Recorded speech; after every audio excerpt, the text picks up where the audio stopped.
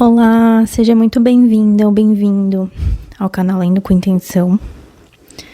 E hoje a gente vai continuar lendo o livro Nosso Lar, que foi psicografado pelo Chico Xavier e ditado pelo espírito André Luiz. O livro Nosso Lar, ele é o primeiro livro da coleção No Mundo Espiritual, que é a coleção que foi inteira ditada pelo André Luiz. E hoje a gente vai ler o capítulo 6. Então, caso você ainda não seja inscrito, aproveita para se inscrever, porque aí você recebe as notificações dos próximos capítulos para poder acompanhar essa história, que é muito interessante, que faz a gente pensar e refletir bastante. E fica super à vontade para deixar comentários com as suas reflexões e o que você pensa sobre as mensagens e tudo o que está sendo falado. É um prazer ter você aqui comigo nessa leitura, para a gente aprender junto. E eu espero te ver nos próximos capítulos também, tá bom? Então agora eu vou dar continuidade com o capítulo 6, que tem o título de Precioso Aviso. No dia imediato, após a oração do crepúsculo, Clarencio me procurou em companhia do atencioso visitador. Fisionomia a irradiar generosidade, perguntou, abraçando-me: "Como vai? Melhorzinho?" Esbocei o gesto do enfermo que se vê acariciado na terra, amolecendo as fibras emotivas. No mundo, às vezes, o carinho fraterno é mal interpretado.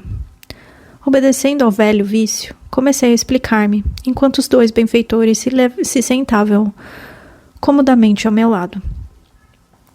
Não posso negar que esteja melhor. Entretanto, sofro intensamente. Muitas dores na zona intestinal, estranhas sensações de angústia no coração. Nunca supus fosse capaz de tamanha resistência, meu amigo. Como tem sido pesada a minha cruz. Agora que posso concatenar ideias, creio que a dor me aniquilou todas as forças disponíveis. Clarencio ouvia atencioso, demonstrando grande interesse pelas minhas lamentações, sem o menor gesto que denunciasse o propósito de intervir no assunto. Encorajado com essa atitude, continuei. Além do mais, meu sofrimento moral são enormes e inexprimíveis. Amainada a tormenta exterior com os socorros recebidos, volto agora às tempestades íntimas. Que terá sido feito da minha esposa, de meus filhos? Teria o meu primogênito conseguido progredir segundo o meu velho ideal? E as filhinhas? Minha desventurada Zélia muitas vezes afirmou que morreria de saudade se um dia eu lhe faltasse. Admirável esposa! Ainda lhe sinto as lágrimas dos momentos derradeiros. Não sei desde quando vivo o pesadelo da distância. Continuadas dilacerações roubaram-me a noção do tempo. Onde estará minha pobre companheira? Chorando junto às cinzas do meu corpo ou em algum recanto escuro das regiões da morte?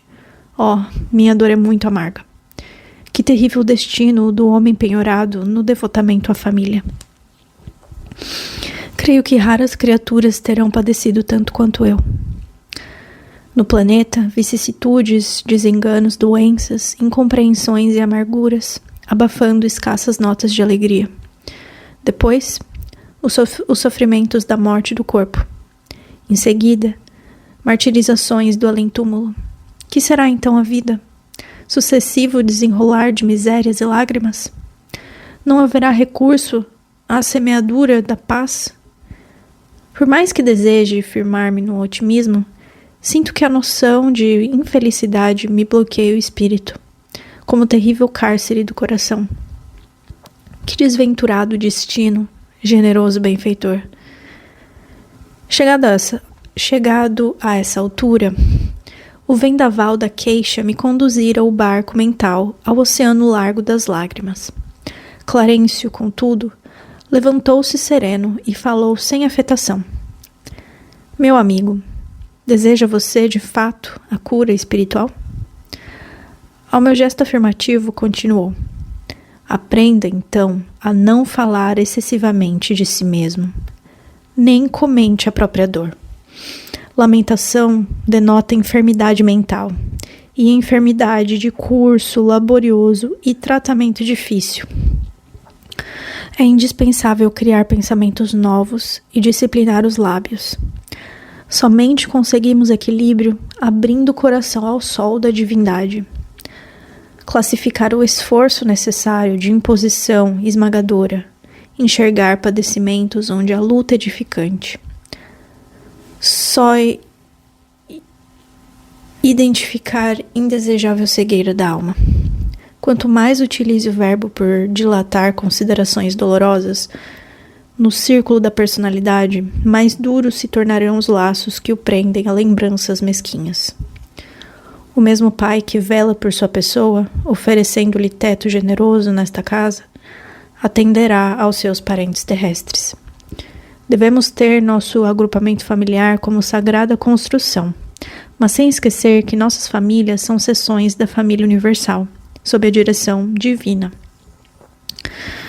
Estaremos a seu lado para resolver dificuldades presentes e estruturar projetos de futuro, mas não dispomos do tempo para voltar às zonas estéreis de lamentação.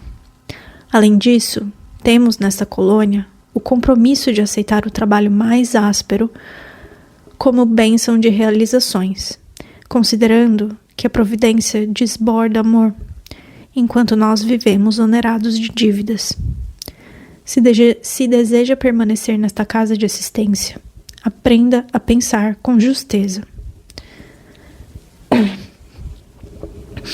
Nesse interim, secara-se-me o pranto e, chamado a brios pelo generoso instrutor, assumia diversa atitude, embora envergonhado da minha fraqueza.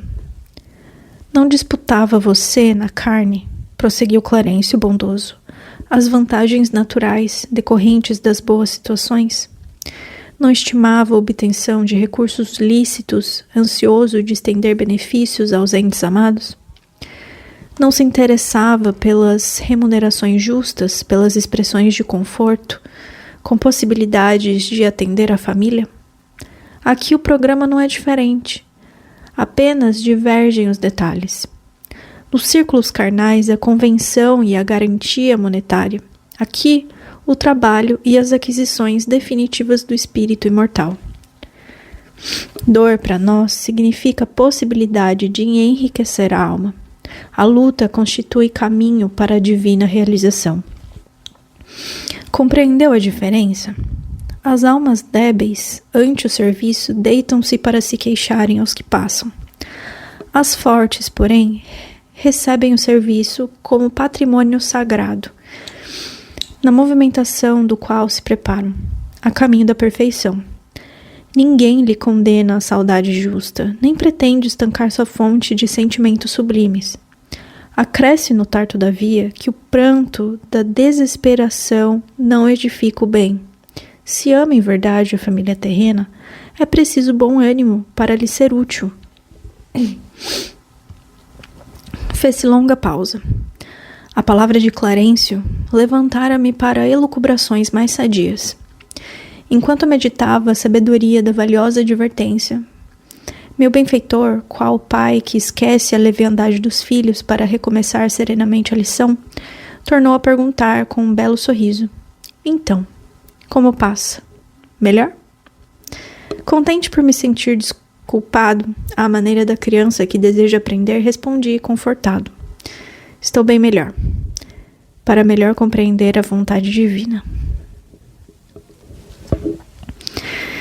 E esse, pessoal, foi o capítulo 6, Precioso Aviso. E eu acho que continua nessa linha da reflexão que a gente fez no último capítulo, né? Sobre o poder das palavras.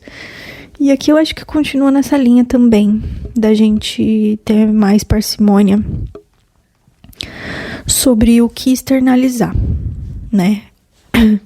E eu acho que no caso desse capítulo aqui, vai muito também no sentido do foco que a gente dá para as coisas, né? Então, de início, o foco que ele deu foi para as preocupações dele com a família, o que está acontecendo, oh meu Deus, né? Toda entra naquele vórtice de lamentações. Mas assim, são coisas que estão fora do controle dele. Não tem mais o que ele possa fazer em relação a isso. Ele tá se preocupando com coisas que ele não pode mudar, né? Ele não pode alterar e nem fazer algo sobre aquilo, pelo menos não na situação em que ele tá. Então, é sempre que a gente pensa numa reflexão, nunca pode levar isso para um extremo, né?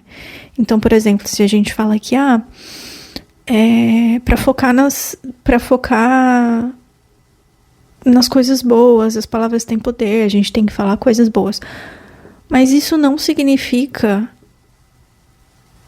fazer isso indiscriminadamente e ignorar qualquer outra coisa que seja diferente, senão, de novo, a gente entra naquela coisa de positividade tóxica. Isso também não é saudável.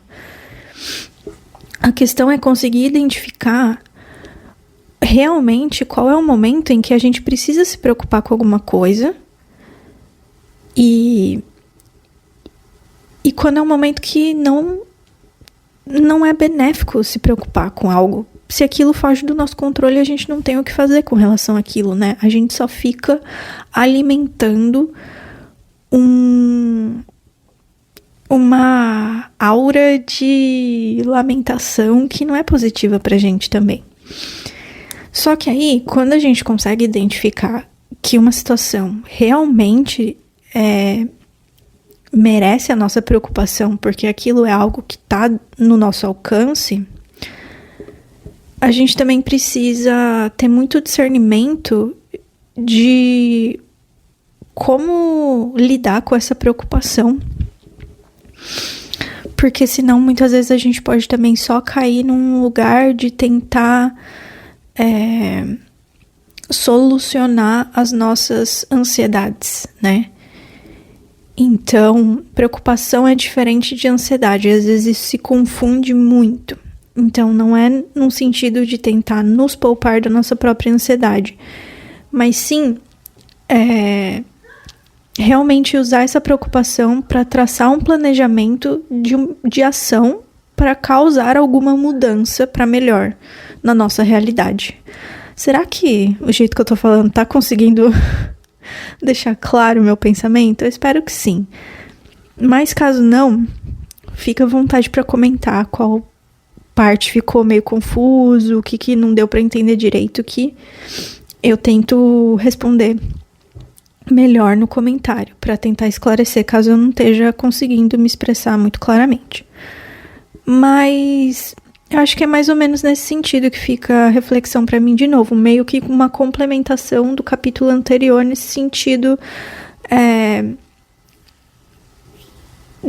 do que a gente tem que externalizar e qual é a intenção por trás dessa externalização também.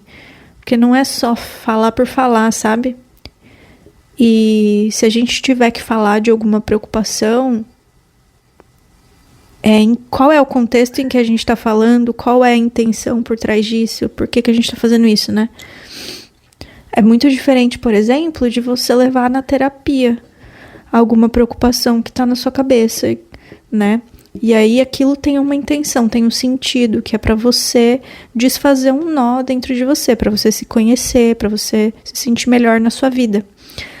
O que é diferente de simplesmente alguém perguntar se tá tudo bem e você despejar um caminhão de coisas em cima da pessoa. Aquilo não vai ter frutos, né? Inclusive pode até acabar fazendo mal para outra pessoa, que vai estar recebendo ali um monte de energia que não tem nada a ver com ela. Então falei demais hoje, mas acho que é mais ou menos isso que eu tava imaginando, né? E aí, assim, eu sempre fico muito curiosa para saber o que você pensou também sobre isso, sabe? Se tem alguma coisa em comum, se tem alguma coisa muito diferente, enfim. Eu gosto muito quando o pessoal comenta, porque é muito legal a gente aprender junto e ter vários tipos de olhar que se complementam, né? A gente soma o aprendizado. Isso é muito, muito, muito legal. Então, por favor, fica super à vontade para comentar. Se você tiver alguma coisa para falar pra gente, uma complementação, uma reflexão nova para agregar, ou então uma sugestão, enfim, qualquer coisa, é um espaço totalmente livre. E se você curtiu essa leitura, o conteúdo, deixa o seu gostei no vídeo, isso ajuda a indicar para outras pessoas. E foi um prazer ter você aqui comigo, eu espero muito te ver no próximo capítulo, tá bom? Um grande abraço e muita luz no seu caminho. Tchau, tchau.